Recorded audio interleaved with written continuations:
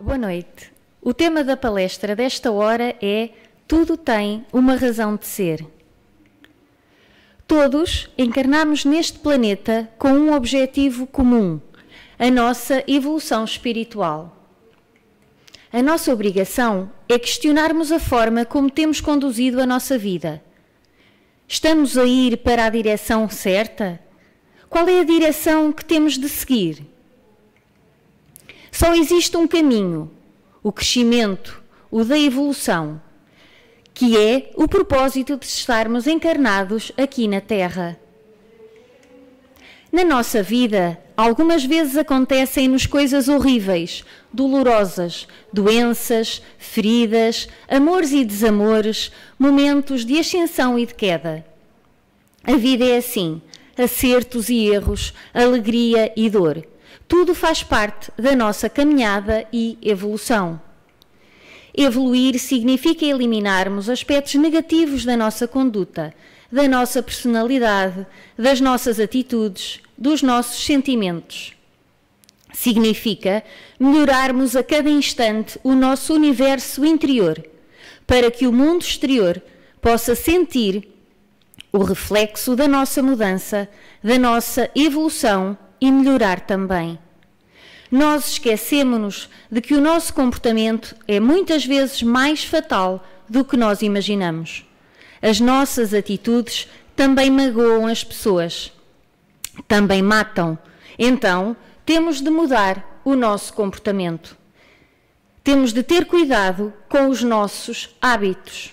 O pior vírus que pode existir é o vírus da maldicência, que destrói vidas, destrói as nossas vibrações, faz com que a gente atraia energias negativas e, consequentemente, se afinize a elas. Temos também o vírus da vaidade, que faz com que nós queiramos ser melhor do que os outros, faz com que nós nos vejamos de formas diferentes daquela que realmente somos. E muitas vezes ficamos cegos. Existe também o vírus do egoísmo. Como falava brilhantemente Allan Kardec, é o vírus que faz com que eu ache que sou melhor do que o outro, que me dá o direito de ser autoritária, que me dá o direito de julgar o outro, que me dá o direito de achar que a minha razão é melhor do que a do outro. No nosso dia-a-dia, com as nossas atitudes, com os nossos pensamentos, com os nossos desejos mais ocultos, de alguma maneira, plasmamos estas situações que levam a que haja flagelos.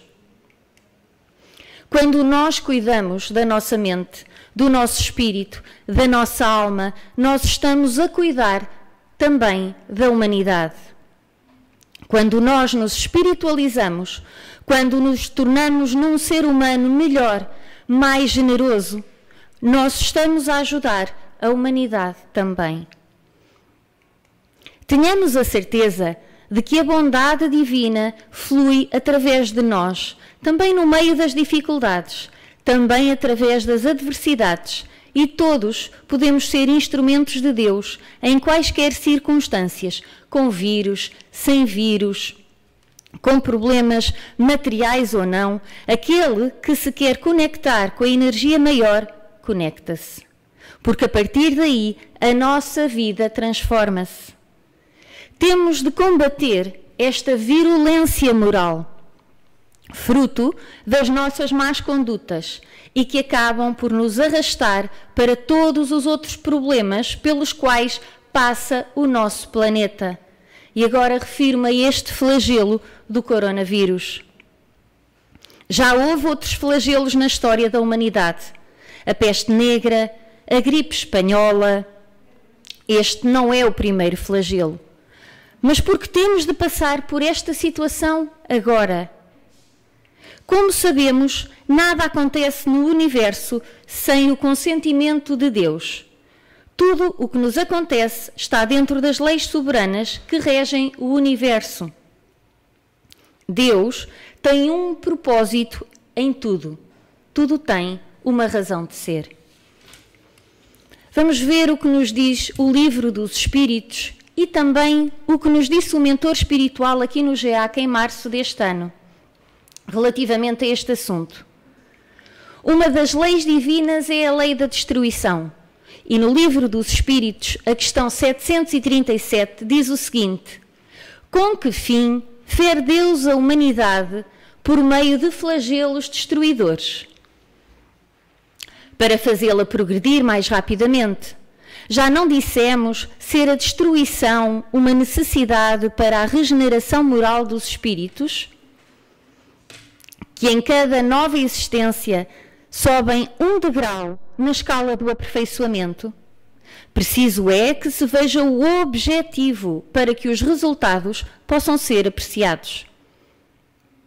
Essas experiências são frequentemente necessárias para fazer chegar mais rapidamente uma ordem de coisas melhores e para que se realizem avanços e progressos em alguns anos que de outra forma exigiria muitos séculos. Vejam como os espíritos nos explicam que estes flagelos são então necessários como elementos auxiliares do progresso de toda a humanidade, para que mais rapidamente se avance. E para aqueles que pensam que esta pandemia é um castigo de Deus, vejamos a explicação do Espírito Miramês, ainda à questão 737, e que responde a esta dúvida. Ele diz o seguinte: são meios usados para que não desejam despertar para a luz de Deus. A destruição é, pois, uma necessidade para melhorar moralmente a humanidade. Somente a dor, no estágio em que se encontram os povos, pode abrir os olhos de todas as criaturas da Terra. Esses acontecimentos bruscos parecem calamidades e muitos perguntam por que Deus permite isso, mas esquecem-se de que são os próprios homens que pedem esses acontecimentos pelas suas condutas. As mentes brilham em faixas negativas, pensamentos de vingança, de brutalidade similar, pedindo acontecimentos da mesma ordem. Enfim, pela lei de sintonia, todos são culpados pelos acontecimentos que vêm por essas vias. Com esta explicação de Miramês, percebemos que tudo o que acontece tem então uma causa. Os nossos sentimentos, como o egoísmo, o orgulho, a vaidade, a prepotência, a inveja, estavam a fazer com que nós estivéssemos a criar barreiras, com que nós estivéssemos a afastar-nos uns dos outros como irmãos que somos. Recordo-vos a mensagem do mentor espiritual que recebemos aqui no GEAC a 17 de março deste ano, em que ele já chamava a atenção da conduta que estávamos a ter.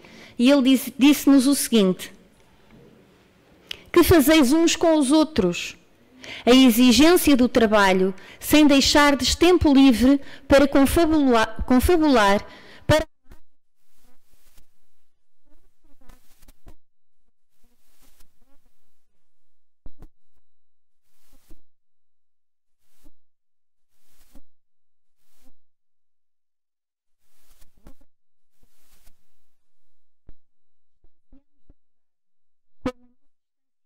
do nosso Pai, nosso Criador, nossa essência. Na verdade, nós estamos aqui no planeta Escola para aprender, mas infelizmente a maioria de nós aprende pela dor. A humanidade não estava a pôr em prática os ensinamentos de Jesus.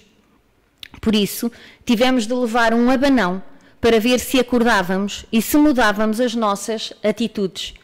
E o abanão podia ter sido uma terceira guerra, uma guerra nuclear, mas Deus ama-nos tanto que em vez de uma guerra destruidora, veio um vírus tão pequenino que...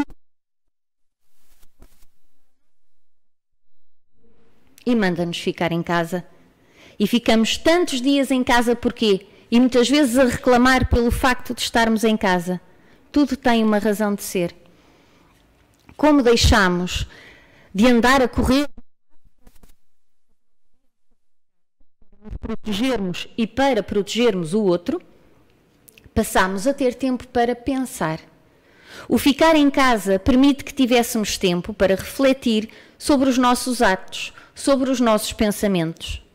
Certamente serviu e está a servir para pensar na forma como temos vivido até agora, como temos consumido, como temos tratado o meio ambiente, como temos tratado os animais, qual a nossa relação com os nossos irmãos, como tem sido a nossa convivência familiar. Ainda na explicação de Miramês, ele aconselha-nos: se queremos fugir à ação da lei, procuremos educar os nossos pensamentos.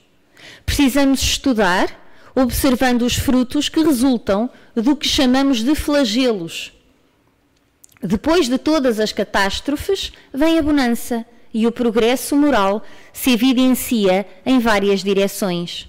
Compete a todos os homens trabalhar no íntimo da alma, construindo o edifício moral, para que o amor cresça nos pontos sensíveis do espírito, ganhando alturas para sentir Deus.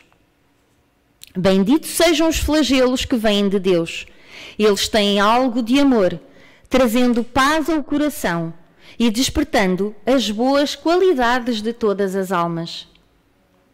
A doutrina dos Espíritos, como sendo a volta de Jesus à Terra, mostra-nos os meios de melhorar para diminuir os flagelos, aumentando o amor, fazendo crescer a concórdia e estendendo a fraternidade em todas as direções da vida.